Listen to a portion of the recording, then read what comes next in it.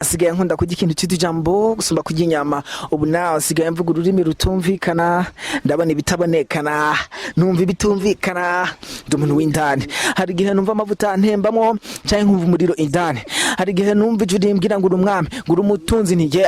sigaye nkunda miracles and wonders, nkunda kuna kurya amazi, nkunda life y'ibitangaza, nkunda kumenya ibyo ntari sigaye mbone ibintu byose ko bikunda. Sigaye ndishami nuziye kamatunda, kuna nigwa nibikunda, kuja imbere ndabikunda, and God's life is abundant. Let's go now. Bwa bushobozi bwamuzuye mu bafuye busigaye bukorera muri jewe dishare migisha kandi kitigera kinanirwa kuko ubuzima ndarose butigera bunanirwa naramaze kwinjira muri we indani. In class inside, in class inside, in class inside. Skra. Yeah. Idoni. Yeah. Idoni. Amen.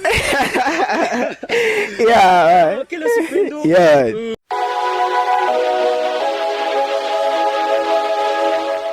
Hello guys, abakunzi ba ETBC-TV aho muri hose, nizire komeze neza, nizire komeze fresh, mukamuri kumara Jefinias promote aka BURUNDIII, aho uri hose urashogira partager, urashogira subscribe, mugira ngo uzura wa mbere mu gukurikana ibiganiro bicano kuri channel ya ETBC-TV.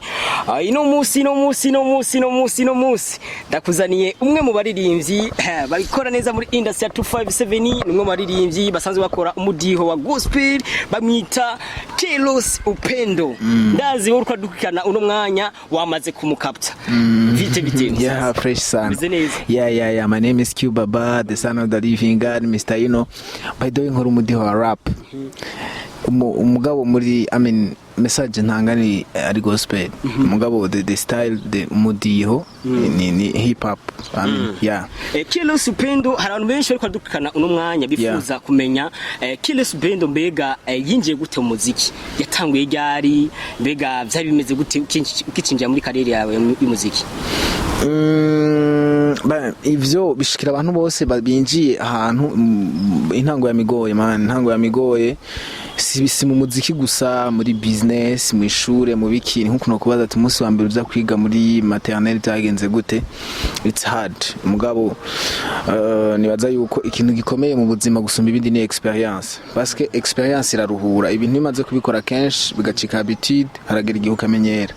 Rero hahetse igihe kinini yandi mu muziki, nibaza ko baheze imyaka itari munsi y'itanu 6. So ubu hari ibintu bimwe bimaze kumenyera, hari ibintu bimwe bimaze maze kubona, hari ubwenge maze kugira cyane bwishi cyane. Hari abantu benshi bari kwadukana bifuza kumenya ati mbega QUELOS Upendo mbega ryaje gute? QUELOS ni izina ryanje, nitwa QUELOS Ndayisaba. Hama Upendo ni narihawe n'abagenzi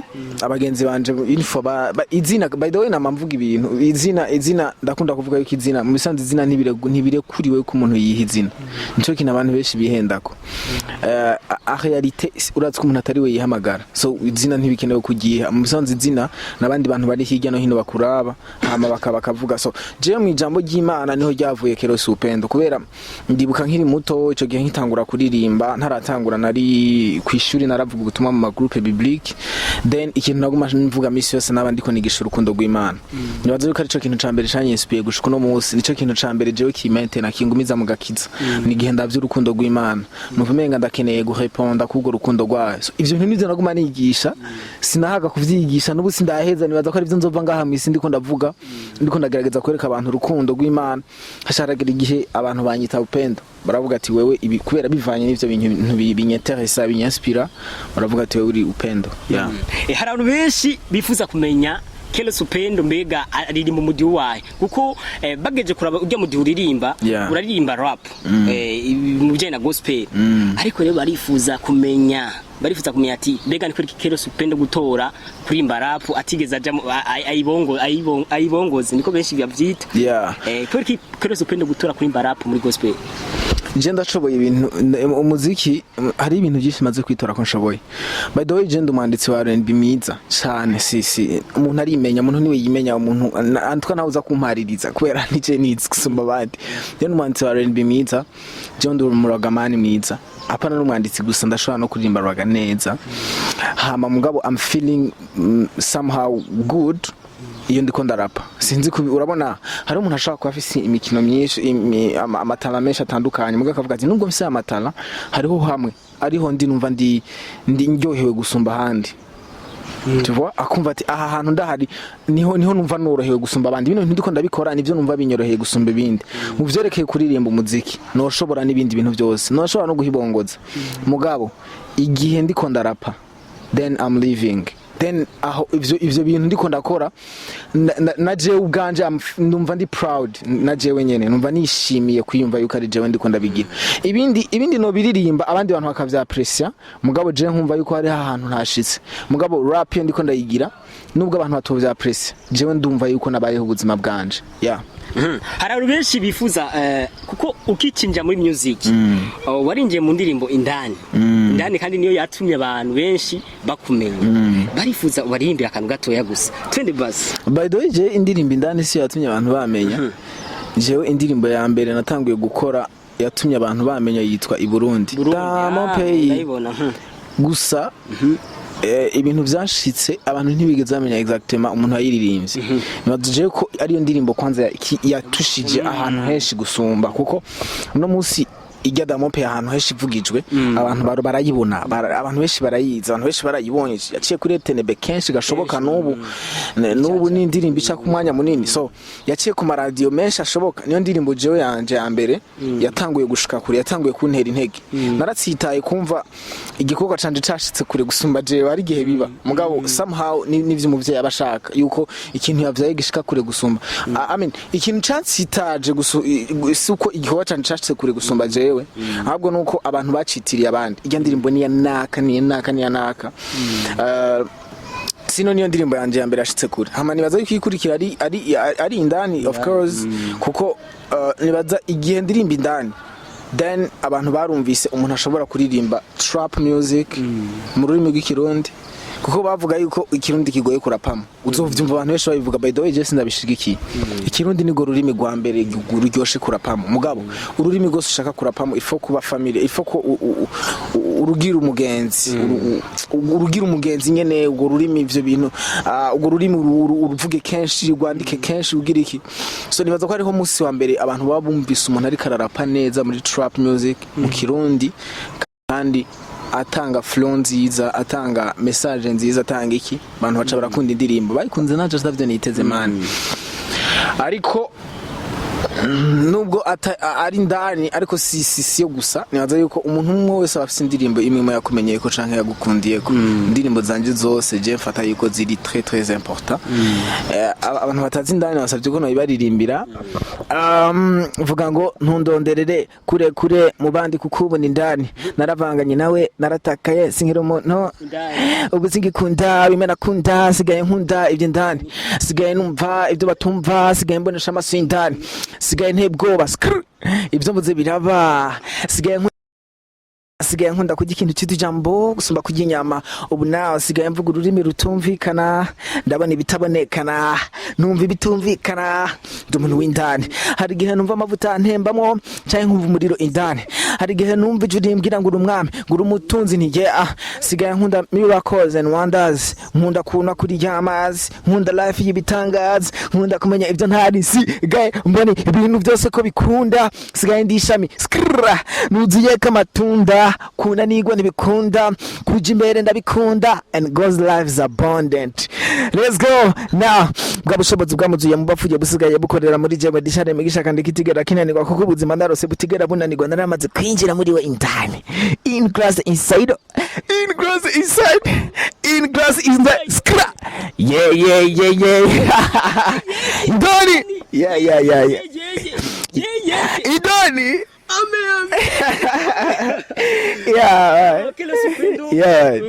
mbega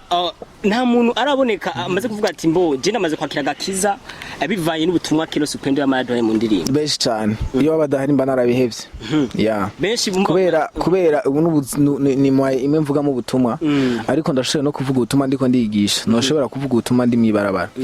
mugabo igituma igituma nja muri studio niko nanzi ko hari abantu indirimbo zacu zizohurira ku maradiyo nibarabara no jangahi Bujumbura mugabe indirimbo iciye ku televiziyo y'igihugu canke radio y'igihugu n'uburi mwaro ntoshobora gushikira izo mushikira so nibwo bw'Imana yampaye kugira nshikire benshi bidasigura yuko hatariho nabandi bariko bashikira bose barakenewe kandi je hari abantu atari je ndababwiye ubutumwa atawundi muntu azoshobora kubabwira ubutumwa so ndiko ndakora mission yanje neza tu yeah kuvutangwe kare ya music n'abantu baraboneka bakubwira ati KELOS upendo ivyo bintu bihebe bamaho bro iyo rap uririmba bamaho sana umenga wanywe ibi bintu bimwe bafata yawe uramutse umenga mwishimbi yawe uramutse mbega n'abantu baraba kinege ku bikorwa byanyu abantu bacana intege bamaho mugabo urumva izo ntege zanje nazo ziri kure bro ntibashobora kuzishikira baca intege uwo bazibona je nanje intege ndazambika amajinsi menshi sana yego hari indirimbo wigeze gusohora yitwa ngo naco mfise mbega ko iki naco mfise Misanze ni ntaco mfise ntahawe nta nico ndi ntagizwe iyo noyita nka slogan yanje ni icivugo canje nta kintu na kimwe mfise ntahawe kandi nta nico ndi ntagizwe ivyo biragabanya ubwibone bro ibintu byose ushoboye bahejeje kugukomera amashi je nyuma ubwira Imana ati thank you kubera ivyo mfise byose ni wabimpaye kandi nta kintu na kimwe ntagizwe nta kintu na kimwe mfise ntahawe n'Imana nta nico ndi atariyo yakingize mbega inspiration yo kwandika indirimbo uyikura he ko umenga iyo uri kuririmba message utanga cyane abantu irabigisha mbega ufitaniye contact gute n'Imana ufitaniye contact yahe n'Imana ku buryo uvuga ati ndarimba ikintu gishika ku bantu maze bagahinduka kuva mvuka kuva ntanguye gukizwa narakunze cyane inyigisho gusumba ibindi narakunze kwiga gusumba ibitangaza narakunze kwicara nkigishwa gusumba kwicara nkigishwa ukungene ingwara inteye ntushobora kuyirukana gusumba kureka nkazokwirukira umuntu akiza ingwara narigishije kwicara nkiga ukungene nkwiye gukora ikintu ntarinze kuja kukirondera ku wundi muntu yashoboye kuciyubakamo so uko kuntu je namye nkunda inyigisho gusumba ibindi nico kintu cambere mpagaciro connaissance ubwenge so ico kintu nico nanje namashaka gutanga numva umuntu umenga ndamwigishije mpejeje kumugirira deliverance niyo deliverance ya mbere iri permanent umuntu mukijije ingwara canke umuntu umuhaye amafaranga nimba hariho uburyo boshobora kumigisha azoshobora kuzararonka ry'amafaranga atari kuyamuha niho umufashije ni nka wa mugani bakunda kuvuga ngo haguha umwana ifi wo migisha kuyiroba so biciye bo migisha inyigisho niyo ikwigisha gushobora kuroba ifi so kwijya namye nkunda inyigisho niko nanje numenga no kwigisha umuntu ndiko ndavuga namanizera ko umuntu araza gukuramo akareso kazotuma ubuzima bwiwe buhinduka hari gihe uburi mu biteramo uri kuraririmba kuri stage hari abantu benshi babona uririmba ko minduru uri mu mwuka hari nabandi bavuga ati urya muntu yasaze noneho kubona ikara ko minduru kuri stage iki bega mu gihe uri kuririmba kuri stage barabinezererwa kubona urimba mu wa rap mwishengero of course nico gituma bampamagara neje bagasubira bakampamagara nahigeje bagasubira bakampamagara I came for naje ku bwa generation kanaka kandi hari abantu nazaniye ubutumwa abo bantu Yesu niwe yavuze ngo intama zanje zumvije iganje so je nanje ndafise intama sizi wanje mugabo Imana yampaye kuragira kumwe yabwira Petero ati ndagirira intama zanje Petero nanje ndafise Imana yampaye inkoni ati ndagirira aba so bajya zijya ntama Imana yampaye kuragira z'Imana zirumvije iganje bega ugerageje kuraba gospel ya kino gihe ubone hagaze gute brother good hagaze neza gospel yamye hagaze neza igihe cyose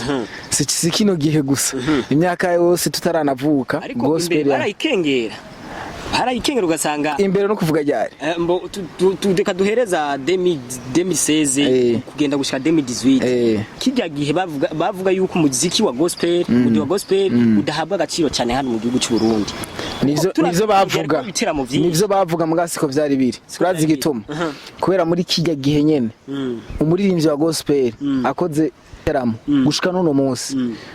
nta muririmbyi numwe yoshobora kuronka abantu umuririmbyi wa gospel aronka iyo yagize igiteramo bisigura twebwe message tubwirira shikira abantu benshi kandi barabikunda so nta musi numwe gospel yigeze isubira inyuma gospel yamye iri hejuru igihe cose kandi niko bizokwama uko vyamye hambere hose nibimere ko n'ubu n'imyaka yose Imana yamye iri hejuru bro isi ishobora kutabiho konesa none ntavyibona ko mu isi satani agirira promo umwijima cyane gusumba ugasanga umenga Imana ntirikirakora muri umenga Imana ntiriho ntibariko barayibona abantu